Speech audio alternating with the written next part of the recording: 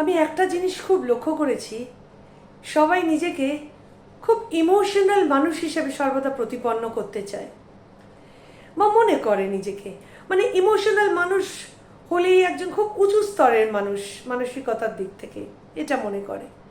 কিন্তু সত্যিই যদি সমাজে ইমোশনাল মানুষের সংখ্যা এত বেশি হতো, তাহলে এত বেইমানি, এত প্রতারণা, এত ব্রেকআপ কখনোই হতো না।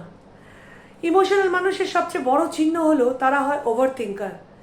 কোনো কিছু খারাপ করার আগে তাদের বিবেক তাদেরকে খুব দংশন করে।